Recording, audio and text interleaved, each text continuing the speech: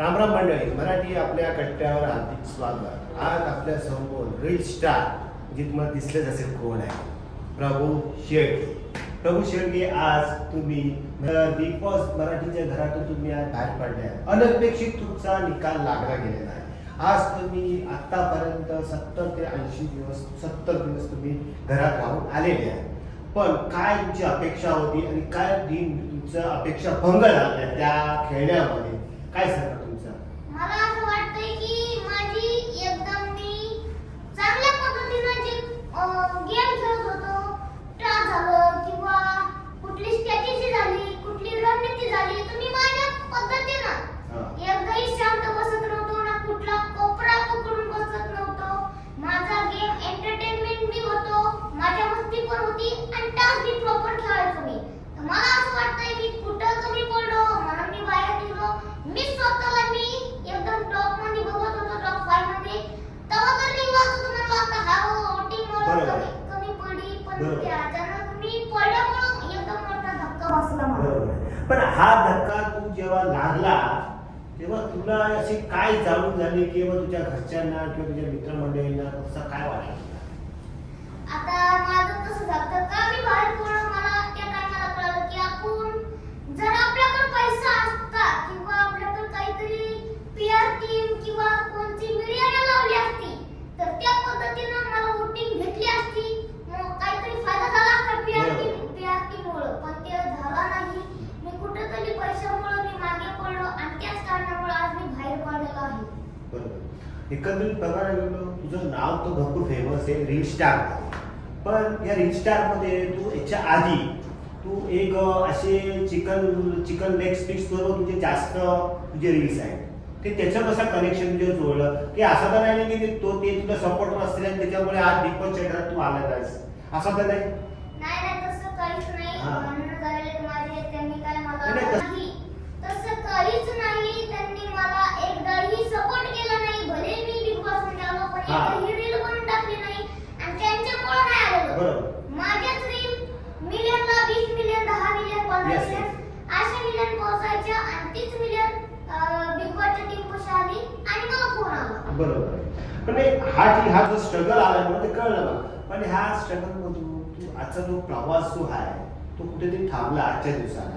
त्या थांबण्याच्या हिशोबाने आज तू कुठे असं जाणीव होतं की मी अजून कुठेतरी कमी पडलोय बिग बॉस आहे दुसऱ्या गोष्टीमध्ये, पण ते काय सांगा? मला असं वाटतंय हो पडलो असं मी कुठेतरी बोलण्याच्या बाबतीत किंवा खेळण्याच्या बाबतीत मी पडलो असं कमी. आता माझ्या हिशोबाने मी खेळलो टास्क जसे जमते, पण माझ्या हाईटीच्या माझ्या ताकदीच्या हिशोबाने जर वरच्या लेवलचा टास्क असेल तर ते नसून जमलं मला खेळायला, तर तिथं तुम्हाला कुठेतरी कमी वाटलं असं मी. म्हणून मला असं वाटतं की वोटिंग करत तुझ्या पहिल्याच आठवड्यामध्ये तुझी वावा करण्यात आली, बरोबर की नाही? पण त्याच्यानंतर 1-2 आठवड्यानंतर पण भाऊने तुला बोलले अरे थोडा हे नको जे करू नको तुला असं, पण ते असं काय झालं? म्हणजे मी एंटरटेनमेंट करत होतो, मला खूप चांगलं वाटलं होतं. पण ते काय झालं मला त्या टायमाला जे बिग बॉसने रूल दिले होते ते रूलच मला कळले नाही, रूल काय असते म्हणून. आणि मला माहिती बी नाही कायद्याचं पालन करावं लागतंय.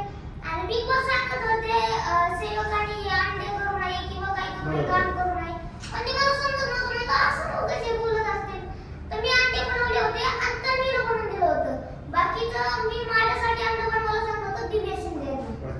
तर मी बोललो होतं दिव्या मला अंडा बनवून दे ना, असं माझ्याकडून मोठ्याने बोललो होतो. तर ते आवाज आवडलं नाही. तर भाऊ बोलले तुम्ही उद्धटपणे बोलला तर राडा काला होता असं काय. बिग बॉस म्हटलं तर खेळ आहे, तर खेळमध्ये चढ उतार होतोच. आई जेव्हा बिग बॉसच्या घरात आली, बरोबर आहे, पण तन्वीने तुझ्या आईला एक चांगला मान दिला बिग बॉसच्या घरामध्ये, एक साडी दिली. पण असं तर नाही ना की एक तुला भाव मानते आणि एका असं कॅमेरा समोर आहे, कॅमेरा आपल्याकडे फिरतोय असं तर काही खेळ तर नव्हता ना तन्वीचा? नाही तसं काहीच नव्हतं. आणि तिला मी सांगितलेलं तू भाऊ मानते आणि ते फेक जर असतं तिची गरज नव्हती उचली मला टीव्ही द्यायची किंवा काय द्यायची. मला टीव्ही पण दिली तिनं. तिथूनच सांगितलं होतं की मॅनेजरला माझ्या सांग मला टीव्ही पाहिजे. मी बोललो मॅनेजरला, तन्वीनं मला टीव्ही द्यायला सांगली तर त्यांनी मला टीव्ही दिली. खूप भारी वाटलं. म्हणजे तुझं बहीण बहीण भावाचं नातं तिथपर्यंत होतं, चांगलं होतं. हो.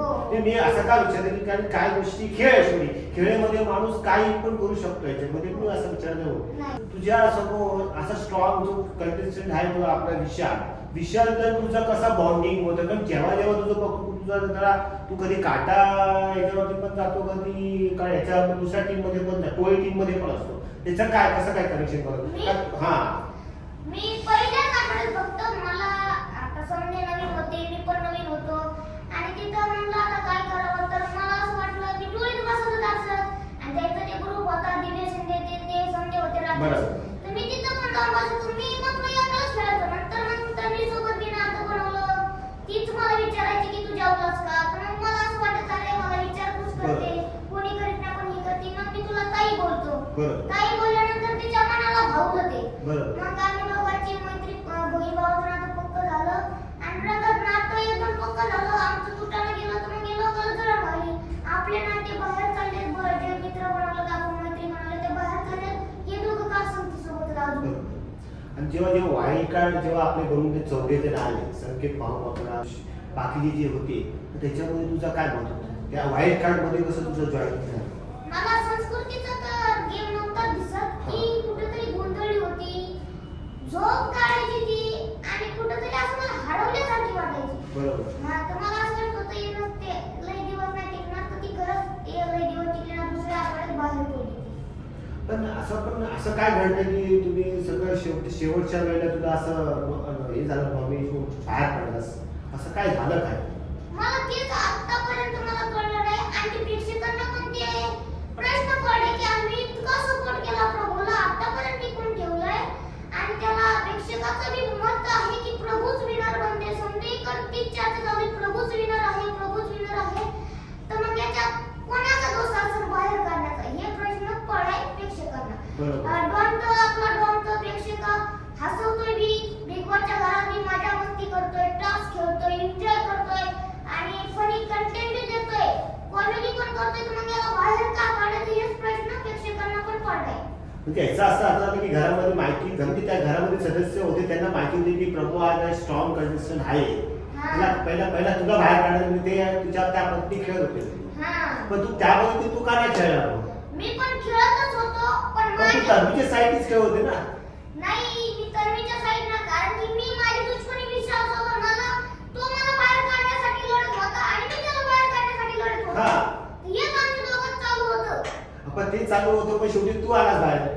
हा ना, मग ते माझा गेम स्ट्रॉंग होता. आता प्रेक्षकाचं मत मी काय सांगू शकतो?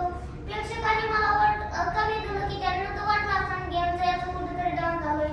मी मागच्या हप्त्यात डेंजर झोनमध्ये होतो, कुठेतरी दिसलो नव्हतं, म्हणून मला होतं की जेणेकरून आता एखादी स्टार मध्ये अशी कुठली तुझी आठवण आहे की तू मनाला लावून ठेवलेली आहे की तुझ्या या खऱ्या जीवनामध्ये?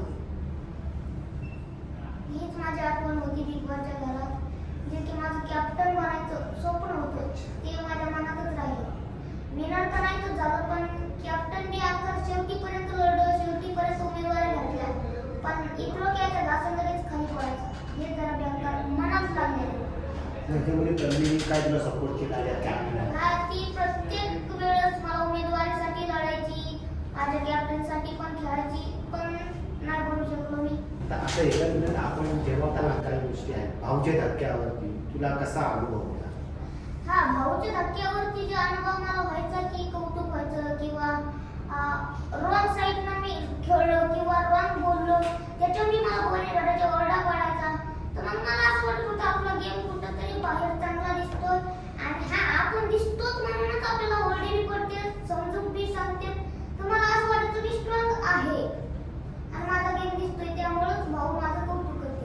त्यानंतर मग 2-3 आठवड्यामध्ये माझं कौतुक झालं नाही किंवा गेम बी दिसला नाही, काहीच समजलं नाही. भाऊनी तर ते म्हणत जाशी धस्ती बी भरली, भाऊनी समजायचं ना घेतलं, माझं का नाही घेतलं, हे जास्त मनात राहिलंच.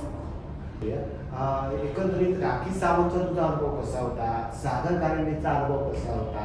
ह्या बाबतीत तुझं काय मत आहे? मला सागर दादाचा आवडत नव्हता स्वभाव, कारण की मला नेहमी ते ओरडायचे, ते ओरडत असताना मला आवडत नव्हतं अजिबात, त्यामुळे त्यांचं माझं झगडे व्हायचे. राखी सावंत मी एकदम चांगलं एंटरटेनमेंट करायचो, त्यांचं माझं चांगला बॉन्ड होता, खूप मस्त मजा येत होती. बिग बॉसच्या एवढ्या काही कंडिशन झाल्या त्याच्यामुळे आता तुला कोण वाटतं स्ट्रॉंग आणि लूज तो कमी पडू शकतो आणि मला रेवा असं वाटते कमी पडू शकते आणि सागर दादा बाकी समजे टॉप मध्ये जाऊ शकते टॉप आणि तुझ्या मताने आता टॉप मध्ये तरी जाणारे जे व्यक्ती आहेत त्याच्यामध्ये विनर होण्याचे चान्सेस कोणाचे आहेत?